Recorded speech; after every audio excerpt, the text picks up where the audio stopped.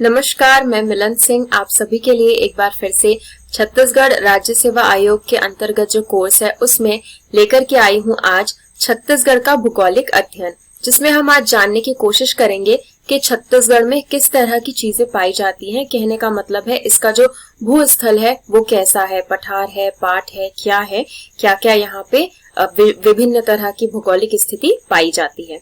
इससे पहले मैं आपको एक बार फिर से बता दूं कि हम पूर्वांचल आईएएस में आपको पूरा का पूरा सीजीपीएससी का जो कोर्स है वो उपलब्ध करा रहे हैं, हिंदी और अंग्रेजी दोनों ही माध्यम में विशिष्ट छत्तीसगढ़ अध्ययन के साथ। तो आपको गूगल प्ले स्टोर पे जाकर इसका जो ऐप आता है पूर्वांचल आईएएस का वो डाउनलोड कर लेना है। आपको वहां और भी कोर्सेज दिख जाएंगे जैसे कि यूपीएससी, यूपीपीएससी, एमपीपीएससी इत्यादि। आप अपने हिसाब से ये जो बहुत सारे हमारे कोर्सेज हैं उसमें से चयन कर सकते। एक स्थिति की या फिर कहना चाहिए भूगोलिक अध्ययन की, तो यहाँ पे हमने जो छत्तीसगढ़ का भूगोल है उसको तकरीबन 4 भागों में बांटा हुआ है। मतलब ये जो पूरा छत्तीसगढ़ का क्षेत्र है ये 4 अलग अलग हिस्सों में भू अध्ययन के लिए बांटा गया है। जो पहला हिस्सा है वो यहाँ पर ये है, गुलाबी कलर का जो आपको गुलाबी रंग का दिख रहा है, इसे कहते हैं पूर्वी बघेलखंड पठार। ठीक है, ये जो क्षेत्र है वो कहलाता है पूर्वी बघेलखंड पठार। तो ये आपका हो गया पहला भौतिक विभाजन।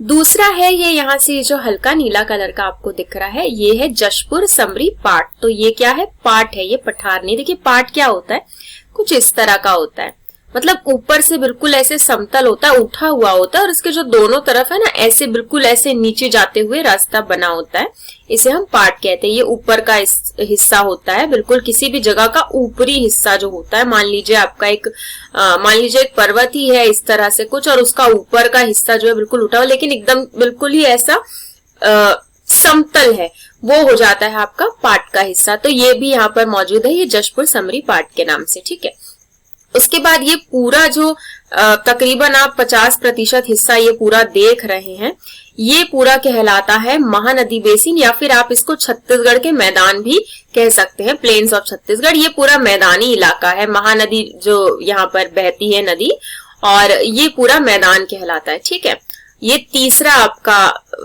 विभाजन है। चौथा जो है वो यहाँ पर है दंडकरण पठार। ये सबसे पुराने पठारों में से भी एक माना जाता है दंडकरण पठार। ये बस्तर जो इलाका है वो पूरा, ये बस्तर डिवीजन ये दंडकरण पठार में आता है। तो इस तरह से 4 हिस्सों में विभाजन है, और ये जानना आप सभी के लिए बहुत ही जरूरी है, क्योंकि जब आप ये जानेंगे ना तो आपका बहुत सारा जो भूगोल का छत्तीसगढ़ का हिस्सा है वो पूर्णता हो जाएगा, क्योंकि आपको समझ में आएगा कहाँ पर क्या है, कौन सी नदी बहती है, कौन सी चीज यहाँ की महत्वपूर्ण है, किस तरह की यहाँ पर विशेषताएं हैं, और इससे सवाल भी आपको बहुत सारे देखने को मिलते हैं। तो हम एक एक करके इनके बारे में पढ़ते हैं। सबसे पहले हम शुरुआत करेंगे पूर्वी बघेलखंड पठार की। तो देखिए इसका जो विस्तार है वो कोरिया, सूरजपुर, बलरामपुर, सरगुजा और जो कोरबा है उधर पे मौजूद है। ठीक है, उत्तरी दिशा में ही है, जैसे कि मैंने आपको दिखाया यहाँ पर पूर्वी बघेलखंड पठार जो है वो हमारे उत्तरी दिशा में ही है। ये जो पूरा हिस्सा है वहां के जिले मैंने आपको बताए हैं जिनमें विस्तार है। तो इसमें क्या है, ये जो है ये महानदी और गंगा का जो अपवाह तंत्र है उसके बीच में एक जल विभाजन का काम करता है।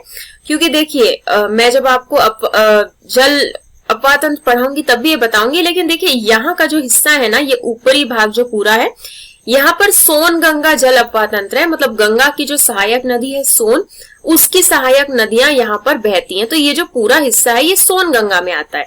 लेकिन वहीं हम यहाँ ये छत्तीसगढ़ मैदानी हिस्सों की बात कर ले तो ये जो पूरा है ये महानदी अपवाह तंत्र में आता है। तो ये जो आपका पूर्वी बघेलखंड पठार है वो किसी न किसी तरह इन दोनों के बीच में एक विभाजन का काम करता है, यहाँ पर हम ये कहना चाह रहे हैं। ठीक है, उसके बाद देखिए जो इसकी संरचना है वो गोंडवाना शैल समूह वाली है, जिसलिए इसकी वजह से कोयला यहाँ पर बहुत ही अच्छी मात्रा में पाया जाता है। आपको पता होगा छत्तीसगढ़ में कोयले की उत्पत्ति बहुत होती है, हमारा स्थान बहुत अच्छा है इसमें, और गोंडवाना रॉक की वजह से ये जो कोयला है वो इस पूर्वी बघेलखंड पठार में मिलता है। यहाँ की सबसे ऊंची चोटी जो है वो देवगढ़ की चोटी है।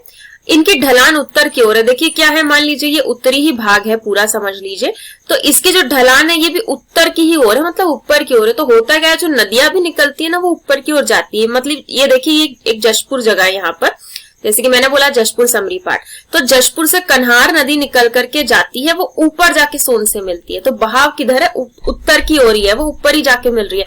उसी तरह से यहाँ पर जो सरगुजा है वहां से रिहंद नदी निकलती है, वो भी जाकर के ऊपर में सोन से मिलती है। तो इसीलिए कहने का मतलब जो ढलान है उत्तर की ओर है, किसी भी जगह की ढलान जो है उसके नदी के तंत्र को बहुत ही प्रभावित करती है। ठीक है, यहाँ पर मुख्य नदी आप देख सकते हैं, बानस है, गोपाद है, रिहंद है, कन्हार है, बीजल, ये इत्यादि है।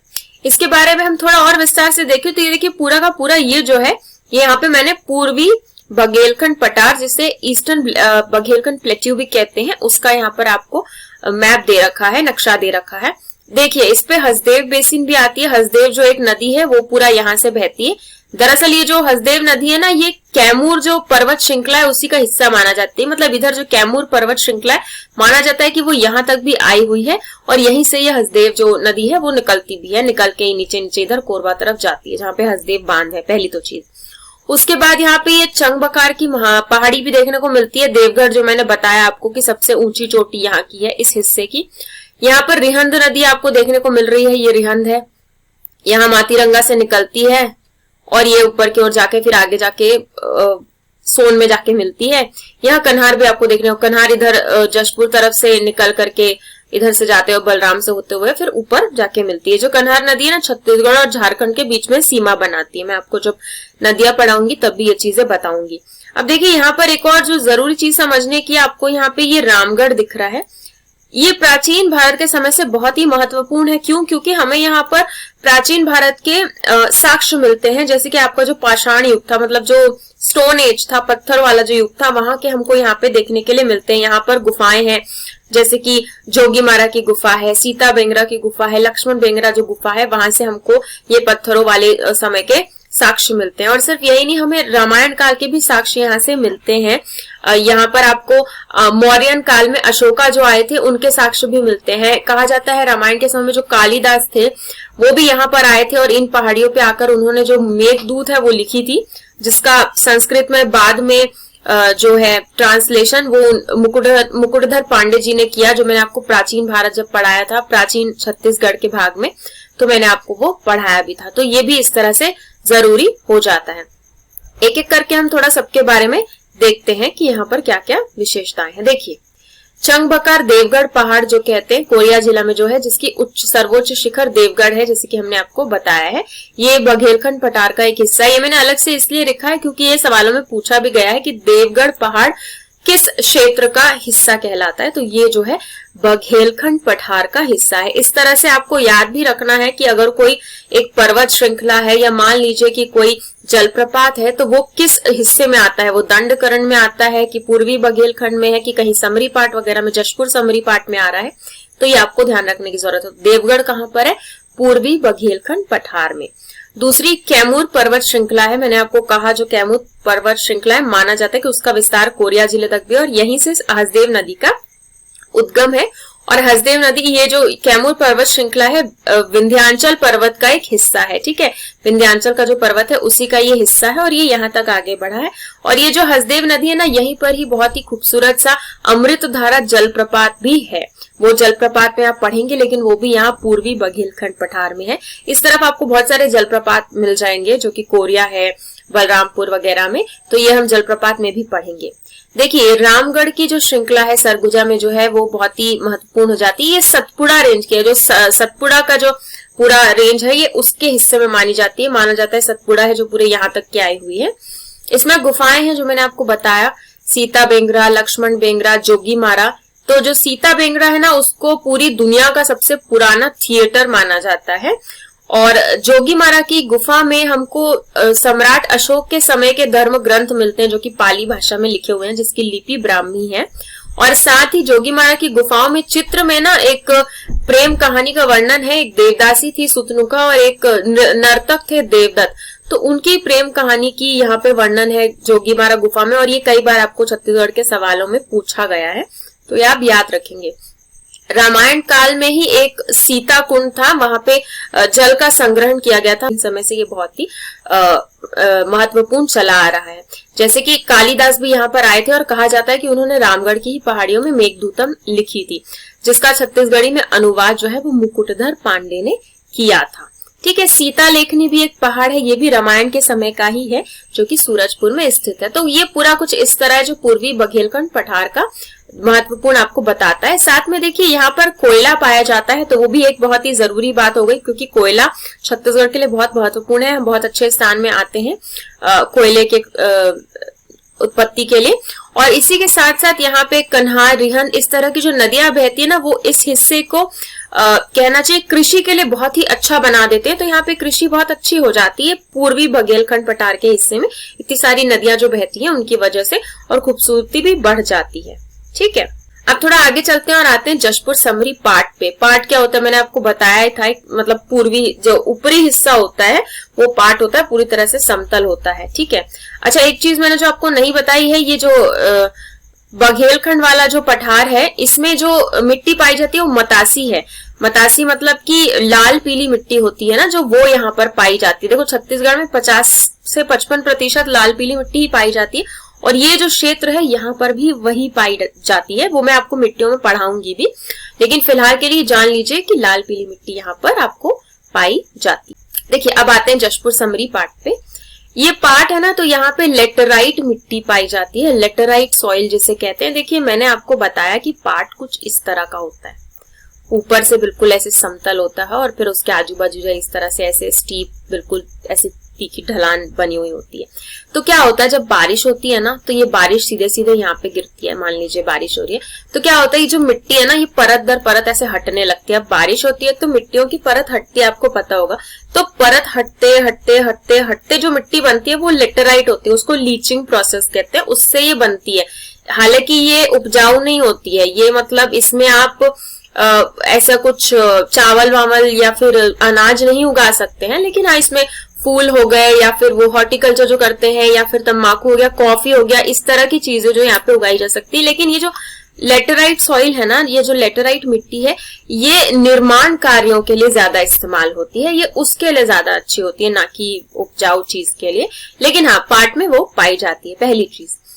और इसका जो विस्तार है उत्तर पूर्वी भाग में है। हमने देखा कि मान लीजिए जो ये ऐसे करके छत्तीसगढ़ का है, तो यहाँ का जो हिस्सा है वो लगभग ये पाट हिस्से में आ रहा है, तो ये उत्तर पूर्वी की दिशा हो जाती है। ठीक है, जिसमें ये जशपुर जिला है, बलरामपुर जिला है, और सरगुजा का जो उच्च क्षेत्र है वो शामिल है। जैसे कि हमने बताया उच्च वाला जो हिस्सा है वो शामिल है। माना जाता है आमतौर पर कि ये जो छोटा नागपुर पठार है ना, ये उसी का विस्तार है। छोटा नागपुर प्लेटू आपने सुना होगा, पढ़ा भी होगा, उसी का विस्तार इस जशपुर समरी पाट को माना जाता है। और ये सवाल में भी कई बार आया है कि किस पाट को छोटा नागपुर पठार का हिस्सा माना जाता है छत्तीसगढ़ में, तो वो है जशपुर समरी पाट। यहाँ पे अगर आप देखें तो जो आपको शैल समूह देखने को मिलता है वो डिकैन ट्रैप वाला मिलता है, डंकन का शैल समूह मिलता है। तो बॉक्साइट यहाँ पर आपको बहुत मात्रा में मिलता है, बॉक्साइट आप ज्यादा यहाँ पर आपको मिलता है। उसमें कोल मिलता था, कोयला मिलता था, यहाँ बॉक्साइट मिलता है।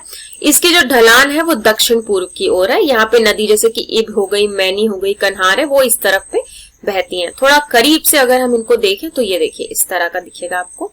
देखिए ये मांड नदी है, ये मैनपाट से निकलती है। मैनपाट जो है वो छत्तीसगढ़ का सबसे ठंडा जगह है, इसको छत्तीसगढ़ का शिमला भी बोला जाता है। तो जैसे ठंडी के दिनों में ना ये बिल्कुल बहुत ठंडा रहता है, और यहीं से जो आपकी मांड नदी है ये निकलती है। ठीक है, उसके बाद पाट देखिए यहाँ पे कितने सारे पाट है। देखिए जरंग पाट हो गया, जमीर पाट हो गया। देखिए ये जो जरंग पाट और जमीर पाट है ना, दोनों बलरामपुर में है, और ये बॉक्साइट के लिए जाने जाते हैं। यहाँ पे बहुत सारी मात्रा में बॉक्साइट मिलता है। उसके अलावा देखिए एक लहसुन पाट है, ये समरी पाट हो गया, ये आपका पिंडरा पाट हो गया, कुसमी पाट हो गया, ये जशपुर पाट सबसे बड़ा। देखिए सबसे बड़ा ना इसमें ये जशपुर पाट है, और ये जो समरी है ना ये सबसे ऊंचा पाट है। पाट में भी अलग ऊंचे तो सारे ही हैं क्योंकि पाट है, लेकिन उसमें भी सबसे ऊंचा जो है वो समरी पाट का हिस्सा है, और सबसे बड़ा आप देख रहे होंगे ये जो पूरा का पूरा हिस्सा है ये जशपुर पाट का आता है, इसीलिए उसको जशपुर समरी पाट भी कहते हैं। कभी कभी जशपुर कुसमी पाट भी कहते हैं। कुसमी आप यहाँ पे देख रहे होंगे, तो देखिए यहाँ पे कितने सारे पाट है। ये आपको कन्हार नदी यहाँ पर भी दिख जाएगी, कन्हार है, इधर पे आपको मांड दिख गई है, ये देखो ये इब नदी यहाँ पर बह रही है जो। तो इस तरह की यहाँ पर जो खास नदियां है वो है। यहाँ पर हमारा झारखंड लग रहा है, ठीक है। तो ये इस तरह से आप ये हमने थोड़ा करीब से देखा है जशपुर समरी पाट को। थोड़ा इनके बारे में थोड़ा सा पढ़ भी लेते हैं। देखिए मैनपाट मैंने कहा छत्तीसगढ़ का शिमला तो ये है ही, और ये राज्य का उच्चतम हिस्सा भी है। और इसकी ऊंचाई यहाँ पे दी है। यहाँ पे मांड नदी निकलती है, ठीक है, जो मैंने आपको बताया। देखिए क्या हुआ था, जब 1962 में ना कुछ तिब्बत शरणार्थी जब आए थे तो उन्हें यहीं बसाया गया था। और ये सवाल भी कई बार पूछा जा चुका है परीक्षा में कि जब तिब्बत शरणार्थी आए थे तो छत्तीसगढ़ में उन्हें कहाँ पर बसाया गया था। तो वो कौन सी जगह है, वो है मैनपाट। यहाँ पे देखने के लिए भी, लोगों के घूमने फिरने के लिए भी, जैसे कि टाइगर पॉइंट है, इको पॉइंट है, फिश पॉइंट है और बाउंसिंग लैंड, उछलती टाइप की भूमि भी है, ऐसा कहा जाता है।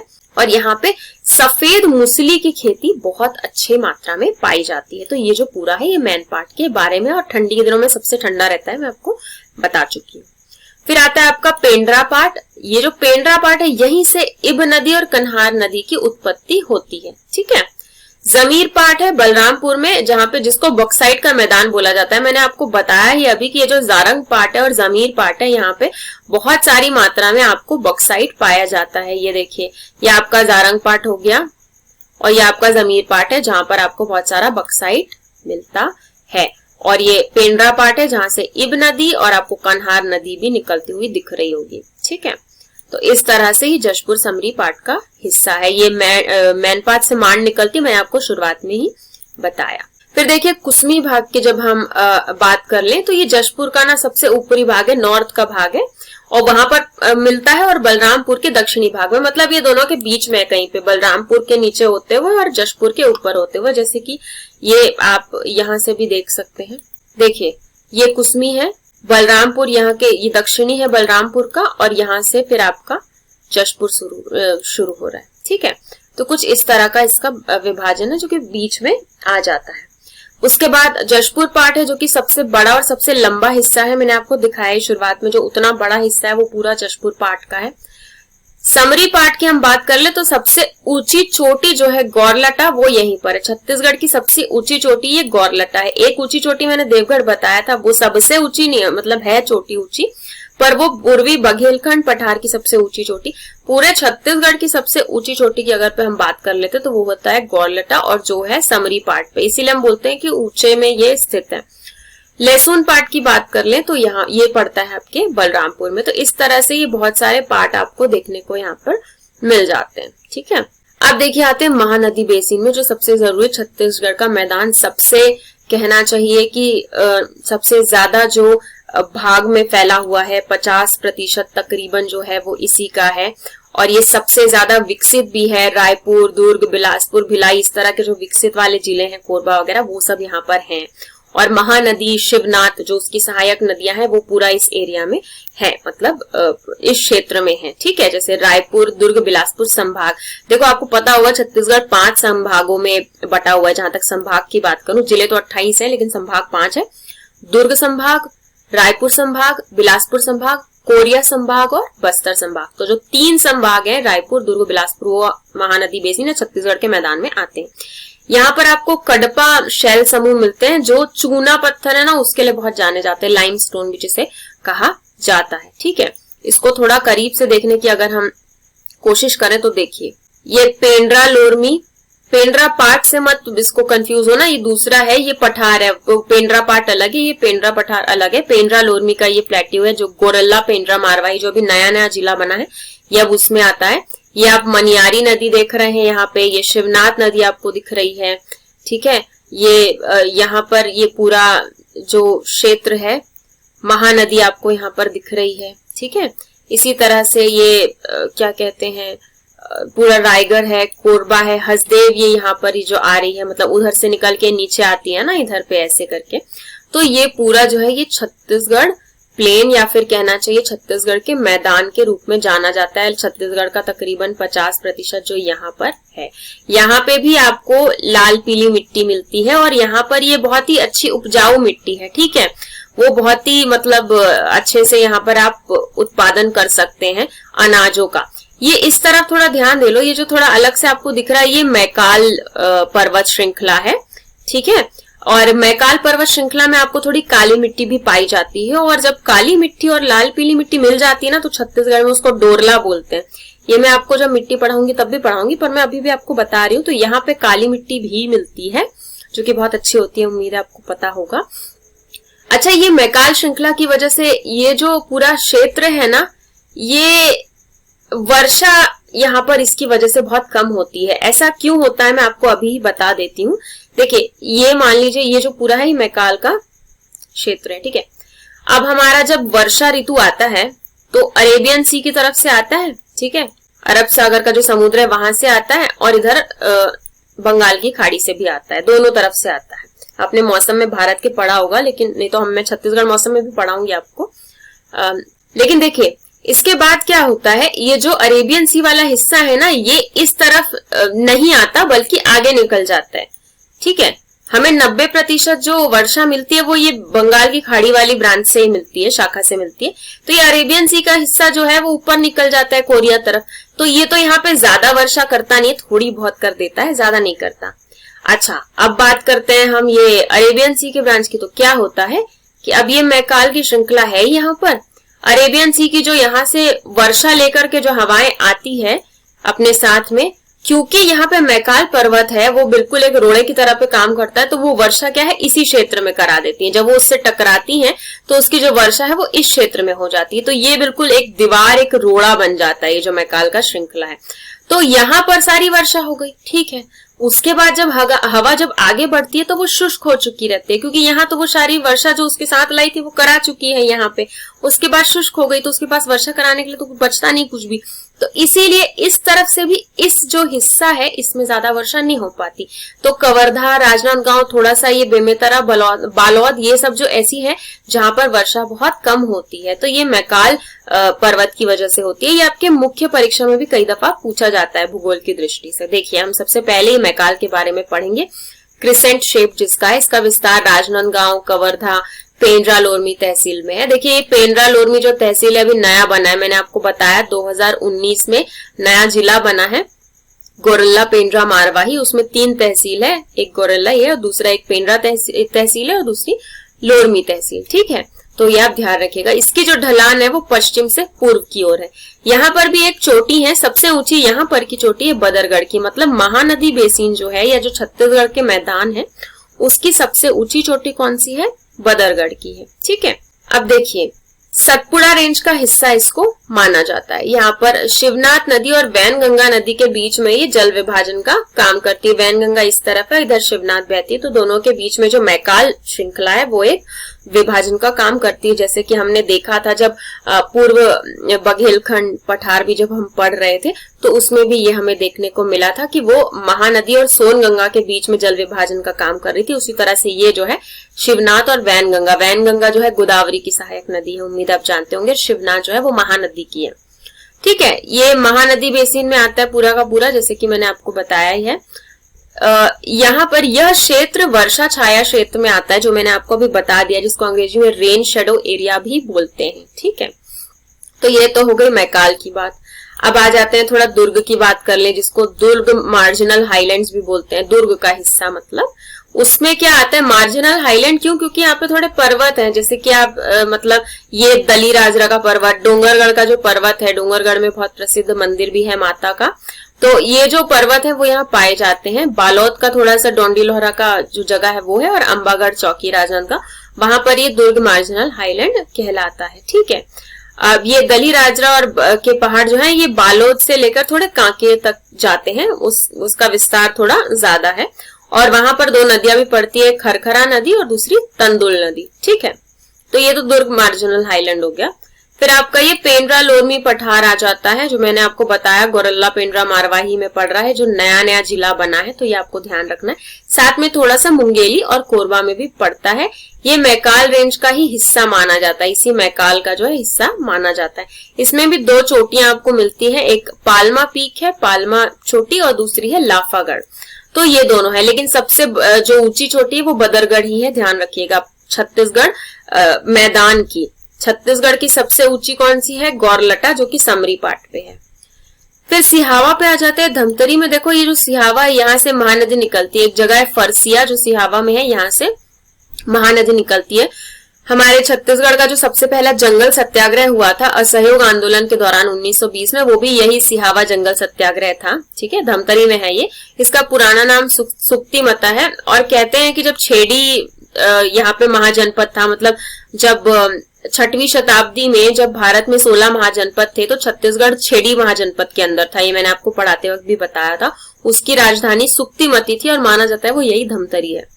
यहाँ पर एक संत सप्तशृंगी का आश्रम भी है जहाँ पर जो रामायण काल में राम आए थे ऐसा माना जाता है। ठीक है, उसके बाद है ये छुरी उदयपुर की जो सीरीज है जो ऊपर से चलती आ रही है वो नीचे तक भी है, जिसका विस्तार यहाँ पे कोरबा, सरगुजा, रायगढ़ में है।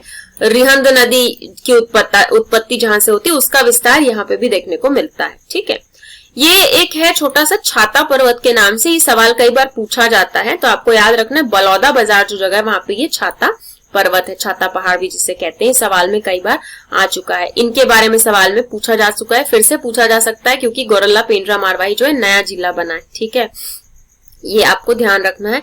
ये जो वर्षा छाया क्षेत्र में आता है ये भी पूछा जाता है जो कि मैंने आपको बताया है। अब बिलासपुर रायगढ़ मैदान की बात कर लें तो बिलासपुर, जांजगीर चांपा यहाँ आता है। इसमें भी एक ऊंची चोटी है जो दल पहाड़ नाम से जानी जाती है जांजगीर चांपा में। एक और चीज मैं बता दूं कि जब गर्मी का मौसम होता है ना तो चांपा सबसे गर्म जगह है। जैसे मैनपाट हमारे यहाँ सबसे ठंडी जगह है ना, वैसे ही सबसे गर्म ये जो चांपा है वो है।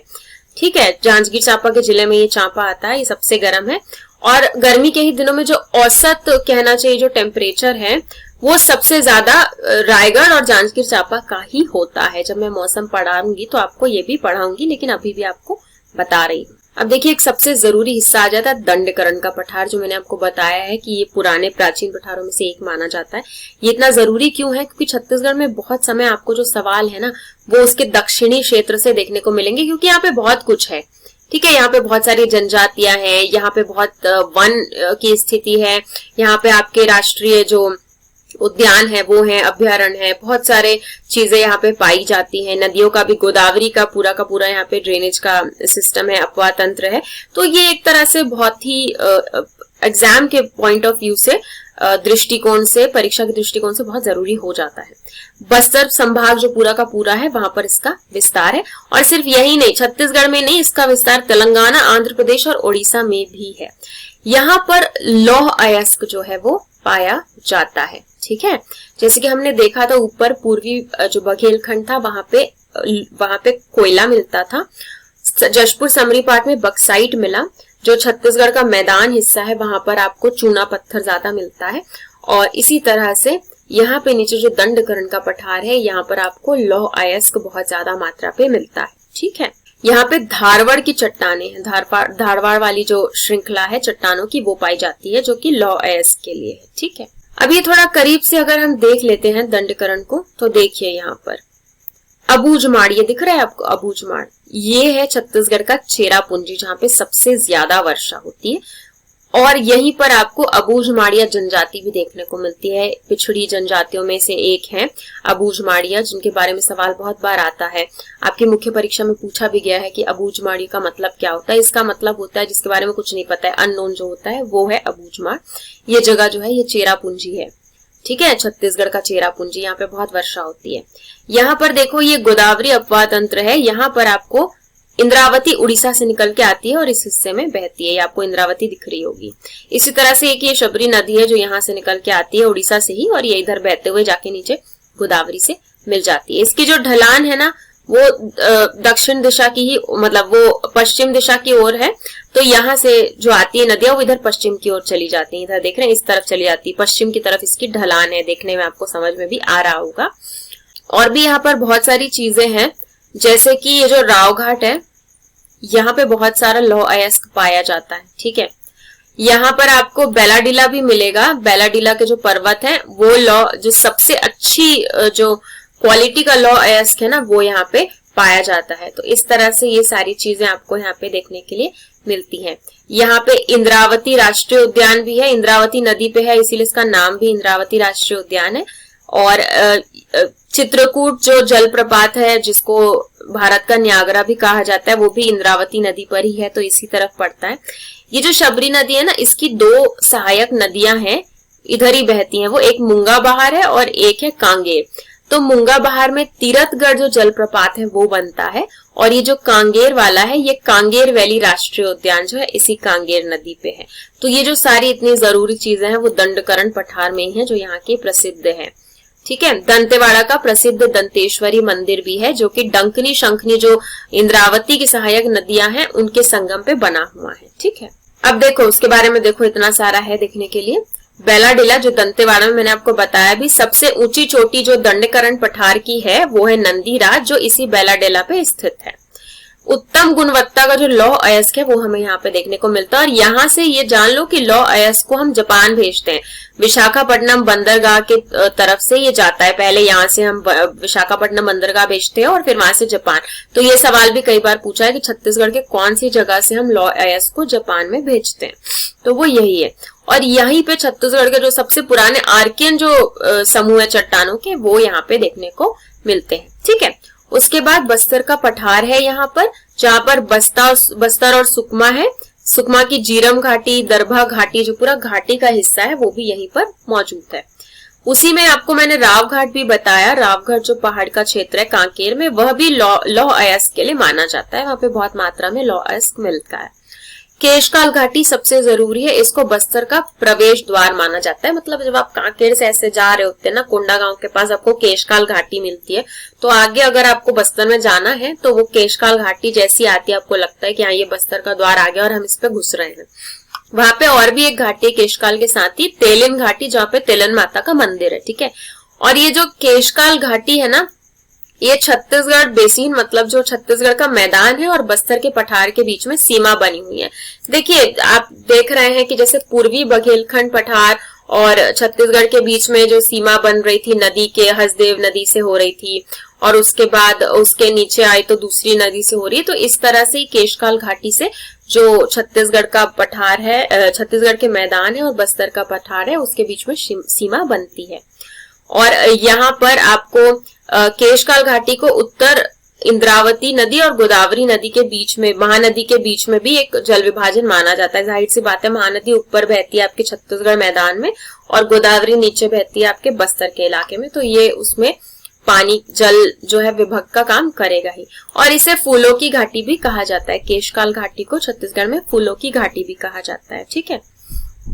और ये जो बस्तर है ना, दरअसल बस्तर को अयस्कों का भंडार या फिर कहना चाहिए जनजातियों की जगह भी मानी जाती है। लैंड ऑफ ट्राइब्स या लैंड ऑफ मिनरल्स भी बोलते हैं।